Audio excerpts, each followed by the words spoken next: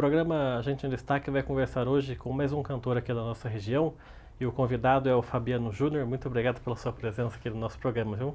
Boa tarde a todos, eu agradeço a oportunidade de estar aqui, né?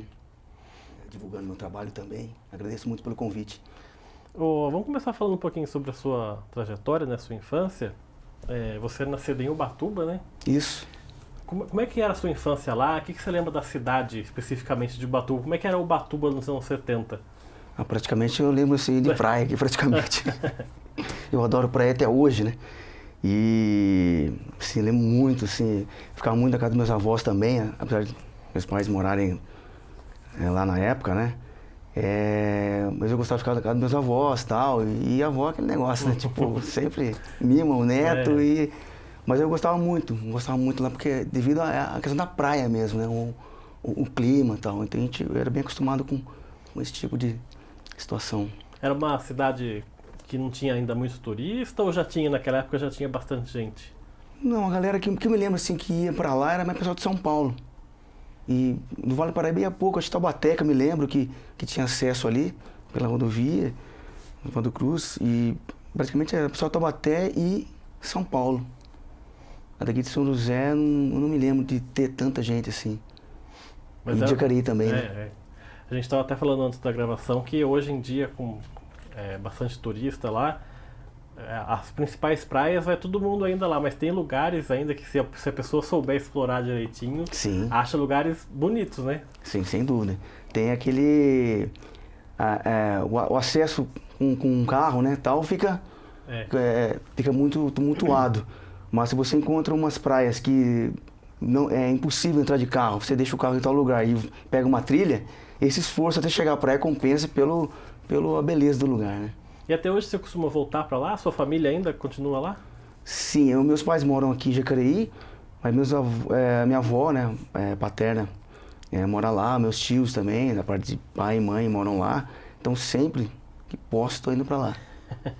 E era uma família grande ou não? Você tinha muitos irmãos? Como é que era lá a família? Eu tinha 2 irmãos, na época lá tinha 2 irmãos, né, uma irmã e um irmão. E aí meu pai veio pra cá, construiu uma outra família e tal. E aí hoje somos em 7 irmãos. 7 irmãos? 7 irmãos. E a sua relação com a música começa desde criança? Que você já gostava de ouvir? Ou seus pais escutavam também? Já começa desde cedo? Sempre gostei de música, independente do estilo, né? Meus pais gostavam de música, os meus tios gostavam de música. Um pouco voltado mais pro rock, né? Aquele rock na década de 70. Mas comecei assim, acostumando com música, com estilos variados, com os meus tios, com meus pais, né? O que você lembra que você ouvia naquela época de criança, com seu pai, com seu tio? Você falou de rock aí, era mais ou menos o quê? A rock que eu ouvia, assim, era Pink Floyd, Deep Purple, Nazareth, parte dos meus tios. Meu pai já era mais moda de viola. Já era outra parte. Era modão de viola que, assim, acho muito interessante até hoje. Apesar de estar numa vertente do rock, mas eu admiro muito esse estilo musical. Se você vai ver, vai estudar mais ou menos um e outro, no fundo ali tem um pouco a ver, né?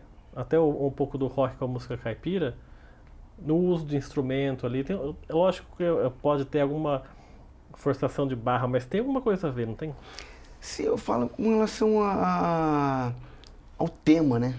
Ao tema, a música caipira raiz, ela fala muito do tema do campo, né? Do trabalho sofrido, do camponês e tal. E o rock é aquela contestação do dia a dia, uma coisa mais urbana que não deixa de ser o sofrimento da galera que daí, com relação ao dia a dia, né? Voltado para adolescente, exatamente. Né? Sempre na contestação. E você teve que tipo de influências que na sua adolescência você já gostava de escutar, de você virar fã? Quem eram suas maiores referências no mundo da música aí?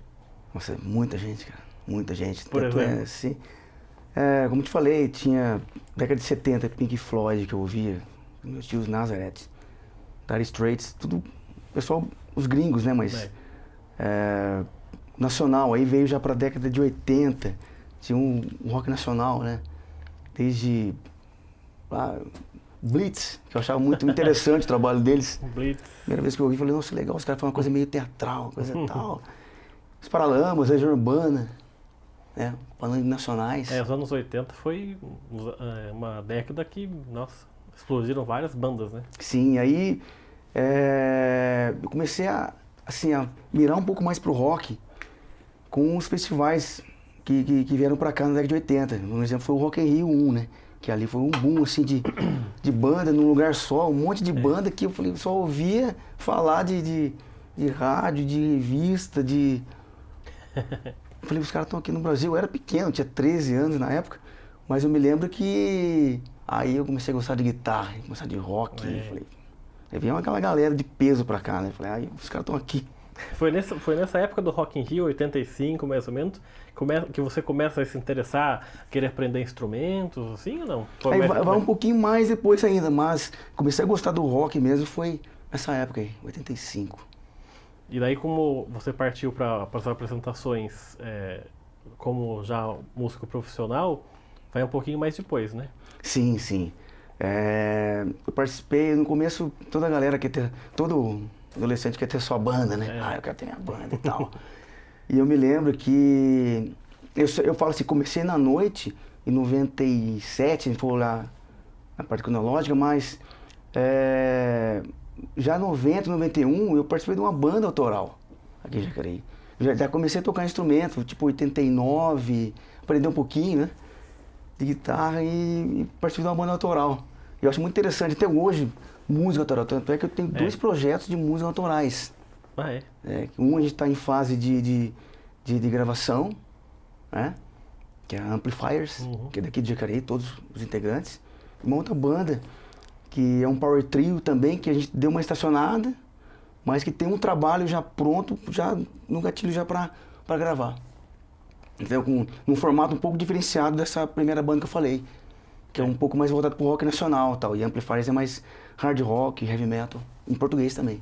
E é interessante que nesse começo seu como cantor, como músico, tem uma história curiosa que você não sabia que seu pai tocava instrumento, né? Como é que foi isso aí? Muito engraçado, porque, como eu te falei, né, o adolescente, não sei se ele quer mostrar algo pra alguém, ou quer se destacar, aí eu falei, não, vamos montar uma banda. Eu nem sabia tocar instrumento, foi muito engraçado. Aí eu cheguei na casa de um colega, né, que tinha um violão lá de 3 cordas. 3 cordas de violão. Tô violão encostado, nem uso mais. Falou assim, nem uso mais o violão. Pode ficar pra você. Fica pra você, exatamente foi isso. E aí, beleza, cheguei em casa, todo alegre, com violão de 3 cordas. Cheguei lá, meu pai olhou, que isso aí, tá faltando corda nesse violão aí. Ué, vou colocar as cordas pra você. Aí colocou as cordas e começou a pegar um instrumento e tocar. Falei, nem sabia que o senhor tocava, pai. Mas ele chegava também a se apresentar ou era coisa particular dele, só não, sozinho? Coisa particular. Depois comecei a puxar assim a linha, né, naquele bramação toda, que ele chegou até a tocar sanfona. Chegou até a tocar sanfona, que nem sabia disso. Mas só o seu pai ou teve mais gente da sua família? Na minha família, eu tive tio sanfoneiro, da parte do meu pai. Também ia junto nessas... seu pai? Nesse caso ele não se apresentava, assim, era só ali... Só em casa mesmo, exatamente. Né, tinha alguma coisa em casa. E daí, quando você faz isso com 18 anos, vai lá com violão, que você fala pro seu pai que você tem vontade de, né, seguir essa carreira, ele e sua mãe também te dá o apoio? Ou falar, não vai por aí não, porque não é uma boa... Não tive ainda bem que não tive esse problema não. Eles sempre me apoiaram. Eu não gostava muito do estilo que eu curtia, né? Que era um rock mais pesado ainda. Que é normal, toda adolescência e tal. E curtia um rock mais pesado e tal. Na versão deles, mas pra gente era o que era mais legal, pô. Mas eles apoiavam, sempre apoiavam. Mas ela falava, vai tocar essas músicas aí, vai tocar essas músicas aqui e tal. E quando você começou, que você falou do violão, foi na época que aconteceu o segundo Rock in Rio, né? Foi 91. 91, exatamente. Aí a gente já tava consolidado, que eu gostava já do estilo. e a gente tem, né? Tem as amizades também. E como eu te falei, participando de uma banda autoral. Antes de entrar nessa vibe de ser músico da noite, eu já participava de uma banda autoral. Comecei a participar da banda autoral em 90. Como é que era o nome? Você lembra o nome da banda? Mastery. Você também compunha ou não? Nessa banda eu entrei assim como pra fazer a parte instrumental, né? Porque Banda já a de rock, né? É, banda de rock. Já tava já com ela tinha uma sequência, aí saiu um guitarrista, eu entrei no lugar de ser guitarrista. Eu tinha algumas composições, depois entrei e continuei as composições. Mas as letras, no caso era tudo em inglês, era o vocalista. A maioria sempre em inglês, né? É, Banda de rock. pra dar uma... A gente tá, quando faz, a gente tá quebrando um pouquinho essa escrita de fazer heavy metal em português, a gente tá conseguindo. Mas na época soava um pouco meio estranho, mas tinha banda naquela época já que fazia heavy metal em português. E como é que era essa época aqui em Jacareí? Em 91, 90, 92, essas bandas autorais que você, uma delas que você fazia parte, tinha uma outra que foi um pouquinho mais pra frente que você deve lembrar que foi o Dr. Jeca também, com o Tuia Lencioni. Sim, me lembro. Como é que era esse ambiente aqui em Jacareí, com essas bandas? Vocês se apresentavam aonde? O espaço que a gente tinha aí até hoje, eu não sei como é que tá, mas é o Parque dos Eucaliptos, que era um espaço bem legal, um espaço legal ainda, né? Para esse tipo de evento. Quando não tínhamos ainda o Parque da Cidade, que tem uma estrutura legal também para apresentação de shows. Mas o que tínhamos aí nessa época era o Parque dos Eucaliptos. E sempre ia muita gente? Ia. Mas a galera era mais... Não que a galera de hoje seja fiel, porque hoje o cenário da música, na minha opinião, acho que o grande conhecimento, né? Mudou muito e mudou o entretenimento também. Antigamente, eu falo antigamente, porque... não tem como não falar antigamente, né? A gente, não sei se é uma questão de nostalgia minha hoje, mas era muito legal você esperar assim, o lançamento de banda e ir na loja comprar o disco, o LP, aquela calça. Como é que vai ser a capa do próximo álbum da banda? A gente ficava nessa fissura aí e tal, e as músicas também ficavam naquela fissura. Parece que era uma coisa mais fiel, não que hoje não seja fiel, mas o entretenimento, como eu te falei, mudou, porque o cara pensa em fazer uma música, já tá na internet. E hoje é muito mais fácil, né? Você pega o celular, quero baixar tal música. Exatamente. Não precisa pegar LP nenhum, de vinil nenhum. Eu achava muito louco, assim, a galera parece que era mais unida nessa questão. Assim, a gente tinha a Gig, tal, que andava pra curtir o som e tal. E a gente curtia o som junto, era um violãozinho, ficava brincando de tocar e tal.